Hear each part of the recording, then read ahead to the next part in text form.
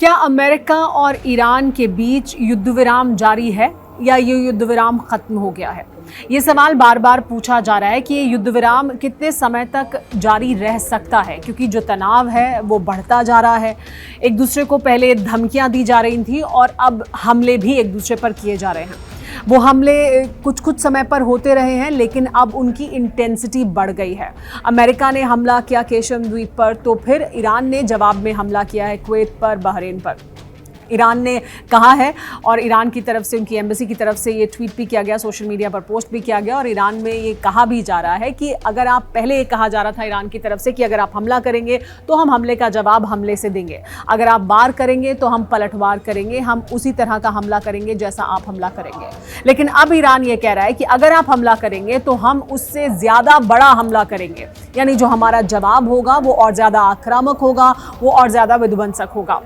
अपने आप में ये बहुत ज़रूरी है जानना कि अमेरिका एक तरफ ये कह रहा है कि हमारी बातचीत हो रही है, डोनाल्ड ट्रंप लगातार ये कह रहे हैं कि नहीं देखिए हमारी बातचीत लगातार जारी है, यानी हमारी जो लाइन ऑफ कम्युनिकेशन है वो खुली हुई है। ईरान ये कह रहा है, ईरान की तरफ से ऐसी बातें आ रही हैं सामने कि हमने ये बात साफ कर दी है, ये संदेश साफ दे दिया है कि अगर सीज़ फायर हर फ्रंट पर लागू नहीं होगा तो हमारे मुताबिक वो सीज़ फायर नहीं है। अगर लेबनान में हिजबुल्लाह पर हमले इजराइल द्वारा किए जाते रहेंगे तो फिर हम उसे सीज़ फायर नहीं मानते हैं, क्योंकि आप सीज़ फायर की जो एक अहम शर्त है उसका उल्लंघन कर रहे हैं। इसके बाद वो खबरें सामने आई जो आपने देखा, एक्सियोस की रिपोर्ट सामने आई जिसमें कहा गया कि नेतन्याहू से नाराज़ हैं डोनाल्ड ट्रंप। पहले डोनाल्ड ट्रंप ने खुद ये पोस्ट किया, कहा कि मेरी बात हो गई है इजराइल से भी, नेतन्याहू से भी और एक रिप्रेजेंटेटिव हिजबुल्लाह के, उनसे भी बात हुई है और अब दोनों एक दूसरे पर हमले नहीं करेंगे। लेकिन उसके बाद दोनों तरफ से उसको डिनाई कर दिया गया, उसका डिनायल साफ तौर पर सामने आ गया। इजराइल की जो एक्शंस हैं उसमें भी ये साफ तौर पर दिखा कि वो बिल्कुल भी इसको मानने के लिए तैयार नहीं है। इजराइल की तरफ से आज भी एक बड़ा हमला किया गया, एक सड़क पर, एक हाईवे पर, एक रोड पर, एक गाड़ी पर अटैक किया गया और इसकी वजह से बेरूत में और आसपास के इलाकों में लोगों के बीच ये दहशत है, क्योंकि उनको ऐसा लगता है कि अब कोई फ्रंट लाइन नहीं है, अब कहीं पर भी हमला हो रहा है और इसको रोका जाना चाहिए। साथ ही लेबनान और इजराइल के बीच जो बातचीत है वो अमेरिका में चल रही है सीज़ फायर को लागू करने के लिए, सीज़ फायर को और प्रभावी बनाने के लिए और यहाँ पर सीज़ फायर करने के लिए, यानी अमेरिका में ही दोनों के बीच ये बातचीत हो रही है। लेकिन वहीं दूसरी तरफ ईरान ने ये साफ अपना जो इरादा है वो जाहिर कर दिया है डोनाल्ड ट्रंप पर। जो डोनाल्ड ट्रंप कोशिश कर रहे थे कि वो ट्राई करें, वो टेस्ट करें, वो बार बार बयान बदलते हैं, वो बार बार बयान अपना इस तरह का देते हैं जिससे कि वो उकसाते हैं ईरान को।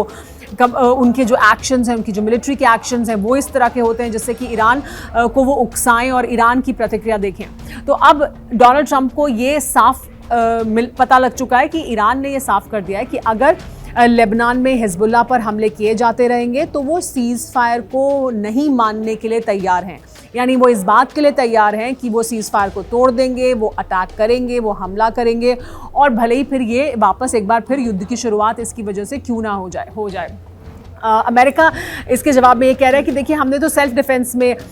जो केशम द्वीप है उस पर हमला किया है। अमेरिका ये कह रहा है कि कुवैत पर और बहरीन पर जो हमले किए गए हैं उनको हमने सेफली डिफेंड कर लिया है, यानी किसी टारगेट को हिट नहीं कर पाया है ईरान। हालांकि जो बयान कुवैत की तरफ से सामने आ रहा है, हालांकि जो आधिकारिक बयान वहाँ उन देशों की तरफ से सामने आ रहा है उसमें साफ तौर पर ये दिख रहा है कि टारगेट को अचीव किया है ईरान ने। साथ ही जो तस्वीरें सामने आई हैं वो भी ये दिखा रही हैं कि किस तरह का नुकसान ईरान द्वारा किए गए हमले की वजह से बहरीन और कुवैत में हुआ है। तो इसकी वजह से जो नुकसान है वो साफ तौर पर दिखाई दे रहा है जो इन दोनों देशों में हुआ है। लेकिन इसके बाद आप देखिए कि एक और बहुत अहम खबर कि एक्सियोस की रिपोर्ट सामने आई, तो बहुत से ऐसे एक्सपर्ट्स हैं जो ये कह रहे थे कि ये सच भी हो सकता है और ये झूठ भी हो सकता है कि डोनाल्ड ट्रंप और नेतन्याहू के बीच इस तरह की बातचीत हुई हो जिसमें कि इस तरह की भाषा का इस्तेमाल किया डोनाल्ड ट्रंप ने, जिसका कि मैं यहाँ जिक्र नहीं कर सकती हूँ। लेकिन वो तमाम रिपोर्ट्स आपने देखी हैं कि एक्सियोस ने वो रिपोर्ट सामने रखी और बताया गया कि नेतन्याहू को क्या कुछ नहीं कह दिया डोनाल्ड ट्रंप कि मेरी वजह से तुम जेल के बाहर हो, तुम किस किस्म के व्यक्ति हो और न जाने क्या कुछ उन्होंने नेतन्याहू को कहा है। इसको लेकर एक्सपर्ट्स ये कह रहे थे कि अभी ऐसा लगता है कि हो भी सकती है इस तरह की बात दोनों के बीच हुई हो, और ऐसा भी हो सकता है कि ऐसी बात ना हुई हो, तनावपूर्ण बातचीत हुई हो, ऐसा हो सकता है। तो ज़रूरी नहीं है कि ये, क्योंकि ये लीक है, एक तरह की खबर है जो सामने आई है, और ये पहली बार नहीं हो रहा है, आप ये भी देखें। लेकिन इसमें जो एक अहम बात है समझने वाली वो ये कि जो तमाम एक्सपर्ट्स हैं उनका ये कहना है कि ऐसा हो सकता है कि तनावपूर्ण बातचीत हुई हो या बात इस तरह की हुई हो, लेकिन असल में जो ज़मीन पर हो रहा है, यानी अमेरिका और इजराइल का एक दूसरे को लेकर जो समर्थन है वो बिल्कुल नहीं बदला है। वो चाहे जो बाइडन के समय इस तरह की खबरें सामने आई हों कि उनकी बहुत तनावपूर्ण बातचीत हुई, उनकी बहुत ऐसी बातचीत हो गई नेतन्याहू से कि उन्होंने कह दिया कि this is the end of the conversation और फ़ोन पटक दिया, उसके बावजूद वो समर्थन करते रहे हैं इजराइल का। यानी इजराइल को जो ज़मीनी समर्थन है, जो मिलिटरली सपोर्ट करते हैं, जो वो पैसे देते हैं, जिस तरह के साथ उनके खड़े रहते हैं, उनके सहयोगी हैं, उसमें कोई बदलाव नहीं है। यानी नीति में कोई बदलाव नहीं है, पॉलिसी में कोई चेंज नहीं है, डोनाल्ड ट्रंप की पॉलिसी में भी कोई बदलाव नहीं है इजराइल को लेकर, नेतन्याहू को लेकर। अब उसके बाद लेकिन डोनाल्ड ट्रंप ने खुद एक पॉडकास्ट में ये बात कह दी है कि हाँ, उनकी बातचीत हुई। यानी डोनाल्ड ट्रंप ने खुद उस पर मोहर लगा दी है कि उनकी एक टेंस कॉन्वर्सेशन हुई नेतन्याहू के साथ। हालांकि उन्होंने ये ज़रूर कहा कि उस तरह की कॉन्वर्सेशन नहीं हुई है जैसे कि बताया जा रहा है, लेकिन तनावपूर्ण कॉन्वर्सेशन थी। साथ ही उन्होंने ये भी कहने की कोशिश की, नहीं otherwise I get along with Netanyahu, मेरी उनसे मैं अच्छी पटती है, मेरी उनसे बातचीत अच्छी है और मैं उन्हें समझता हूँ, वो मुझे समझते हैं। लेकिन बातचीत हुई इस तरह की, इसको स्वीकार किया है डोनाल्ड ट्रंप ने। वहीं दूसरी तरफ एक और बहुत अहम बात जो निकलकर सामने आ चुकी है वो ये कि मुज्तबा खामेनेई न सिर्फ जिंदा हैं, क्योंकि अब तक ये सवाल उठ रहा था कि क्या मुज्तबा खामेनेई जिंदा है, क्या मुज्तबा खामेनेई ही फैसले ले रहे हैं या नहीं। तो अब ये बात, हालांकि ये बात पहले से भी तमाम और एक्सपर्ट्स कह रहे थे, मैं खुद ईरान में थी, उसके बाद आके भी मैंने वहाँ पे भी हमने तमाम लोगों से सवाल पूछा और हमने लगातार ये बात कही है कि ऐसा नहीं है, मुज्तबा खामेनेई ज़िंदा भी हैं और फैसले भी ले रहे हैं। लेकिन अब खुद डोनाल्ड ट्रंप ने इस बात को माना है कि मुज्तबा खामेनेई ही फैसले ले रहे हैं, मुज्तबा खामेनेई ही पीस टॉक्स को आगे बढ़ा रहे हैं और उन्हीं के द्वारा ये फैसले लिए जा रहे हैं। साथ ही उन्होंने तो यहाँ तक कह दिया कि मैं हो सकता है उनसे कुछ समय बाद मेरी मुलाकात हो, यानी मैं और मुज्तबा खामेनेई मुलाकात करें, ऐसा हो सकता है बहुत जल्द, यानी पीस डील हो जाएगी और फिर मेरी मुज्तबा खामेनेई से बात होगी। ये आप ज़रूर ध्यान रखें कि ये वही डोनाल्ड ट्रंप है जिन्होंने कहा था कि मैं मुज्तबा खामेनेई को स्वीकार नहीं करता हूँ।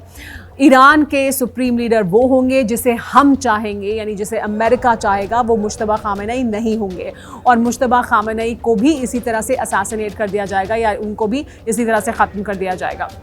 लेकिन अब डोनाल्ड ट्रंप कह रहे हैं कि वही फैसले ले रहे हैं, वही पीस डील को आगे बढ़ा रहे हैं और मेरी उनसे हो सकता है कि बहुत जल्द मुलाकात भी हो जाए। मार्को रूबियो ने भी जब वो अप्रोप्रिएशंस कमेटी के सामने पेश हुए, जहां उनसे सवाल जवाब किए गए हैं ईरान में अमेरिका के युद्ध को लेकर और अभी जो हालात हैं युद्ध के उसको लेकर, जो पीस डील की बात हो रही है उसको लेकर और उसकी वजह से जो अर्थव्यवस्था पर असर हो रहा है उसको लेकर, जब मार्को रूबियो से सवाल पूछा गया तो मार्को रूबियो ने भी इस बात को स्वीकार किया कि मुज्तबा खामेनेई ही फैसले ले रहे हैं, वो इंचार्ज भी हैं और वो अहम फैसले ले भी रहे हैं। तो मार्को रूबियो ने भी इस बात को स्वीकार किया है, डोनाल्ड ट्रंप ने भी स्वीकार किया है और ये माना है कि Mojtaba Khamenei is in action और वही अहम फैसले ले रहे हैं। तो ये अपने आप में एक बड़ा डेवलपमेंट है जो हुआ है मुज्तबा खामेनेई के फ्रंट पर। एक और बड़ा ऐलान जो ईरान की तरफ से किया गया है वो अयातुल्ला अली खामेनेई को सुपुर्द खाक करने का जो मामला है उसको लेकर जानकारी दी गई है। ये बताया गया है कि जल्द ही ये किया जाएगा, यानी 3 शहर हैं जहाँ पर ये जो बड़ा आयोजन है वो होगा, जिसमें लोग शामिल होंगे और उनको सुपुर्द खाक किया जाएगा। देखिए, इसके बारे में पहले भी चर्चा होती रही है, जब मैं ईरान में थी तब भी इसको लेकर चर्चा हुई थी और ये कहा गया था कि जल्द ही इस पर फैसला ले लिया जाएगा। लेकिन ये फैसला उस वक्त नहीं लिया गया क्योंकि जो स्थिति है वो सही नहीं थी, यानी जो हालात हैं, जो सुरक्षा के हालात हैं वो सही नहीं थे। इस वजह से अब ये कहा जा रहा है कि ये जल्द ही होगा, लेकिन ये कब होगा ये मैं आपको बता दूँ। अभी जो चर्चा हो रही है उसके मुताबिक अभी जून के महीने के अंत में मुहर्रम की शुरुआत होगी, 10 दिन का मुहर्रम होगा, तो या तो 12 मुहर्रम को ऐसा किया जा सकता है, यानी 28 जून के आसपास, या फिर उससे पहले, यानी वो जो 10 दिन है मॉर्निंग का जो सबसे बड़ा समय होता है शिया समुदाय के लिए, उससे पहले ये किया जा सकता है, यानी आखिरी जून के आखिरी हिस्से में ये किया जा सकता है, या उससे पहले वो जो मॉर्निंग का 10 डेज़ का पीरियड है, 10 दिन का जो समय है, उससे पहले भी ये किया जा सकता है। 3 शहरों में इसको लेकर आयोजन होगा, लेकिन जो ये प्रेयर मीटिंग्स हैं वो होंगी जिसमें लोग शामिल होंगे, और ये कहा जा रहा है कि लगभग 1 करोड़ लोग शामिल हुए थे जब रूहुल्लाह ख़ुमैनी को सुपुर्द खाक किया गया था, और इस बार ऐसा लगता है ईरान की सरकार को कि उससे कहीं ज़्यादा लोग इकट्ठा होंगे आयतुल्लाह अली ख़ामेनी के इस आखिरी जब उनके जनाजे को ले जाया जाएगा या जो उनको सुपुर्द खाक किया जाएगा उसमें। और ये 3 शहरों में होगा, लेकिन उन्हें मशहद में दफनाया जाएगा, यानी 3 शहरों में इसका आयोजन तो ज़रूर होगा, तेहरान में, क़ुम में, मशहद में, लेकिन उन्हें दफनाया मशहद में जाएगा, क्योंकि ये उनकी वसीयत भी थी कि मुझे मशहद में दफनाया जाए, जहाँ पर जो 8वें इमाम हैं शिया समुदाय के, वो वहाँ पर उन दफन हैं, और वहीं पर वो चाहते थे कि उनको भी दफनाया जाए, तो इसलिए वहाँ पर उनको दफनाया जाएगा। ख़ुद भी वो मशहद से ही ताल्लुक़ रखते थे आयतुल्लाह अली ख़ामेनी, और वहीं पर उनके पिता की भी कब्र मौजूद है, तो वहीं पर उनको दफनाया जाएगा, ये बताया जा रहा है। ईरान से जुड़े तमाम अपडेट्स थे जो